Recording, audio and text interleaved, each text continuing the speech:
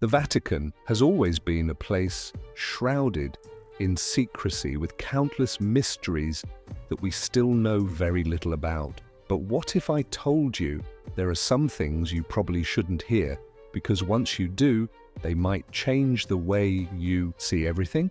What hidden truths are buried deep within the Vatican? That's exactly what we're going to uncover in today's video. So fasten your seatbelt as we dive into today's mystery. But first, you'll have incredible luck if you like, and subscribe before this video ends. Among ancient texts, the Grand Grimoire, also known as the Red Dragon, stands as one of the most feared and controversial books ever mentioned in Western legend.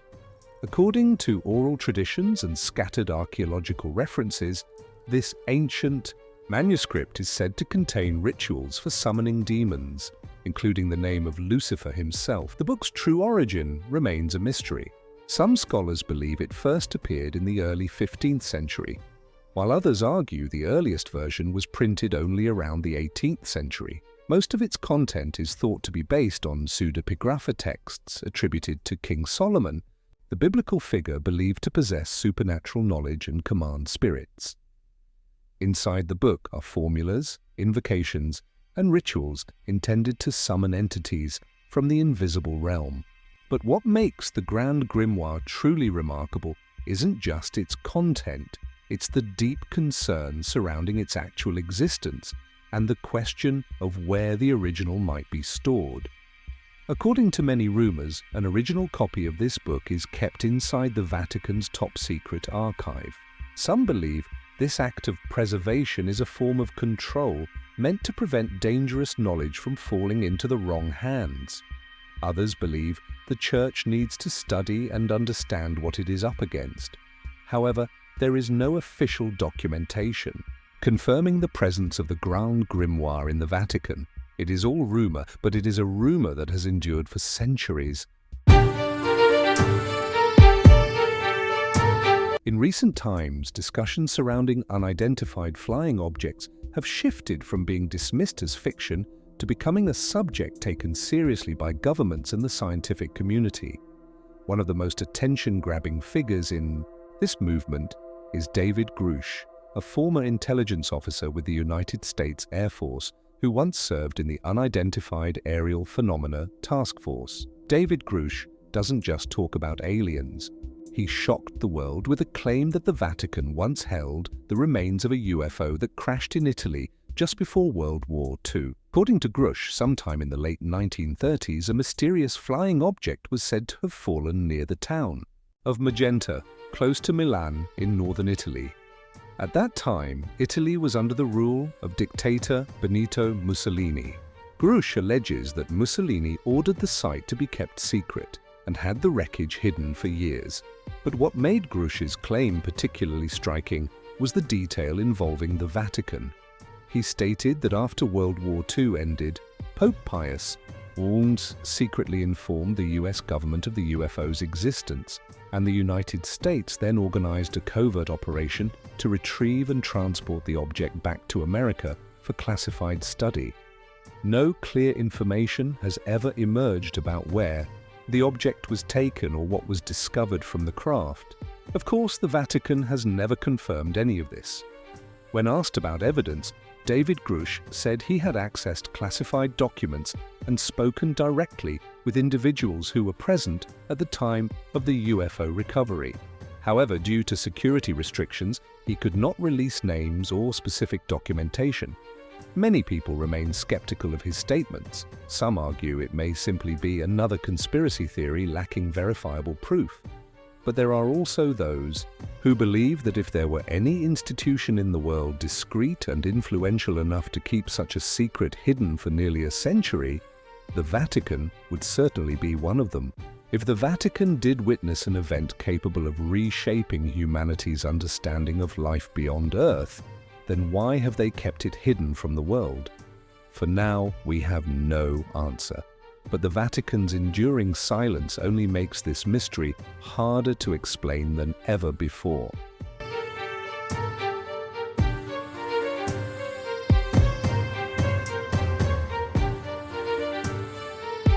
There's a strange story the Vatican has never officially confirmed, yet never fully denied either.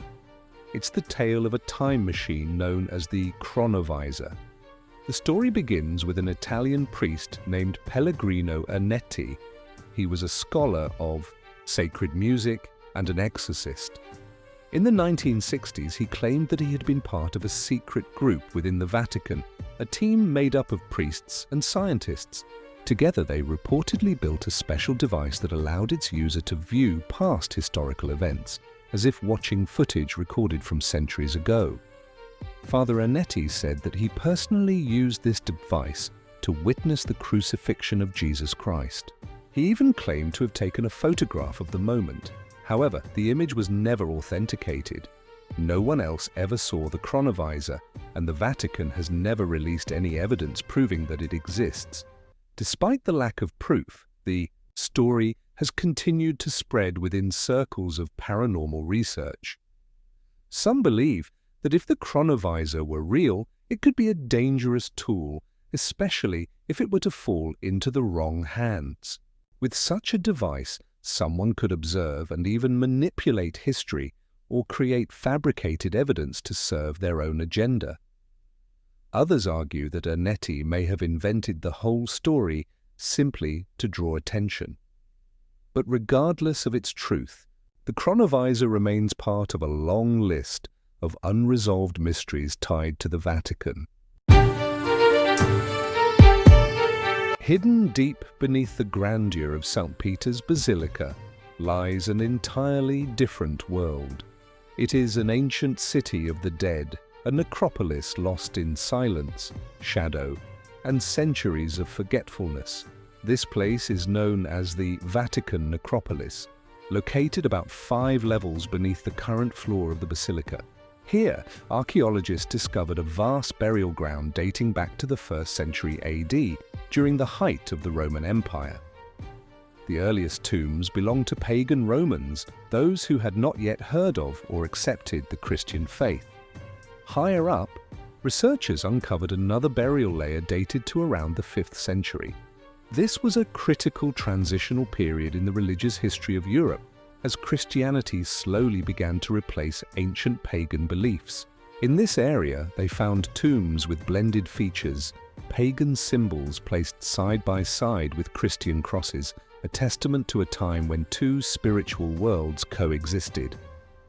What has been found in the necropolis is not merely archaeological debris. It tells a complex story of faith, of historical transformation, and of the link between death and salvation.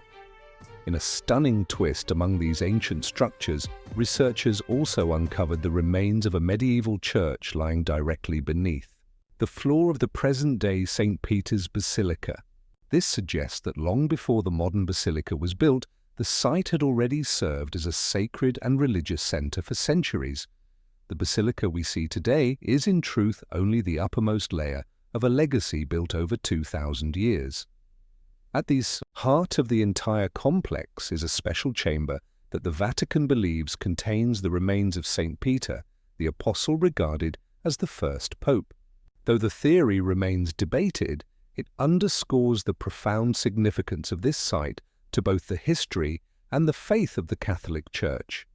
Today, the necropolis is more than just an archaeological relic. It is a living monument to how religion and power were built layer by layer, stone by stone. Beneath the grand architecture and sacred light of the church above, a silent world still endures, a world where untold stories remain buried in the darkness, waiting to be discovered. September 1978. The Catholic world was shaken by an event unprecedented in modern history. Pope John Paul I died suddenly just 33 days after being elected as the successor to St. Peter. He was known as a humble, modest man, and in that short time, he had already won the love of millions of faithful around the world. But it was his abrupt passing that opened the door to a series of questions that have never been satisfactorily answered. Initial reports about the cause of his death were riddled with contradictions. Some claimed he suffered a heart attack while sleeping. Others insisted that his health had been perfectly stable up until the moment he died. And to this day, no official autopsy has ever been performed. John Paul was seen as a reform-minded leader. Although he had not yet announced any official plans, many believe he was preparing to confront one of the darkest corners of Vatican affairs, the Vatican Bank, which had long been suspected of being at the center of numerous financial scandals spanning decades. According to several researchers, the new pope had begun asking difficult questions about the Vatican Bank, and those questions may have placed him in real danger. At the time, one of the most powerful figures managing the Holy See's finances was Bishop Paul Marcinkus, the head of the Institute for Works of Religion, better known as the Vatican Bank. Under his leadership, the bank became entangled in a web of accusations involving money laundering, shady investments, and massive unexplained loans. Tied to these scandals was Roberto Calvi, a central figure in Banco Ambrosiano, an Italian bank whose collapse would later send shockwaves through the financial world. Calvi was a member of P2, a secretive lodge accused of manipulating politics and finance in Italy. In 1982, his body was found hanging from a bridge in London. Though his death was officially ruled a suicide, suspicions of assassination have never truly gone away. Marcinkus himself was later investigated and accused of complicity in the bank's collapse, which resulted in losses totaling $3.5 billion. Though no official evidence has ever been produced, many believe that Pope John Paul I had become a threat to powerful interests. One theory suggests he was poisoned to prevent any potential purge of the Vatican's financial network. What adds to the suspicion is the fact that the Vatican refused to allow an autopsy, and the flow of information surrounding his death was tightly controlled. To this day, the death of Pope John Paul I remains one of the great unanswered questions. In the modern history of the Church, did he die of a natural heart attack, or had he opened a door that others never wanted touched? We may never know the truth, but sometimes it's the things that are hidden that demand the deepest reflection. In the center of St. Peter's Square, a towering column of stone rises into the sky. This is the Vatican obelisk, one of the square's most striking monuments, and also one of the oldest symbols still standing in the Vatican today. Yet, few people realize that this stone pillar did not originate in Rome, nor was it erected by the Church. It came from somewhere far older, from an ancient city on the banks of the Nile, once the center of sun worship in Egyptian civilization, known as Heliopolis. This obelisk is over 3,000 years old. It was originally raised by the Egyptians to honor their gods. It once stood beneath the burning African sun, a silent witness to the solemn processions of pharaohs. But in the 1st century AD, the infamous Roman Emperor Caligula, one of the most brutal and notorious rulers of the empire, ordered the great stone monument to be brought to Rome.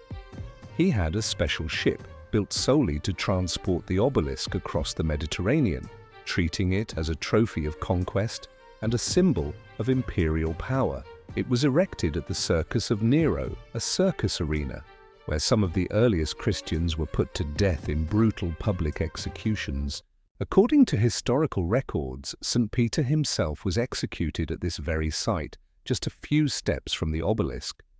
For a long time, the Romans brought Christian believers to this place and executed them in the shadow of the Egyptian stone, a cruel mockery of their faith. Centuries later, as the Circus of Nero fell into ruin, the ground around the obelisk gradually became a burial site for Christian martyrs. That sacred ground would eventually become the foundation upon which St. Peter's Basilica was built.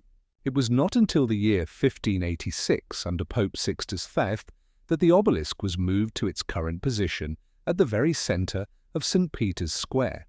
Relocating a stone that weighed more than 300 tons was a feat of engineering unlike anything the world had seen. Over 900 workers, hundreds of horses, and an elaborate pulley system were mobilized for months to complete the task. Since that moment, the obelisk has no longer stood as a pagan symbol.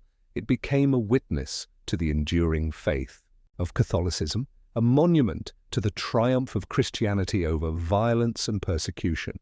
Today, thousands of tourists pass through the square, often unaware that the Egyptian stone before them once stood watch over the spilled blood of Christianity's earliest followers.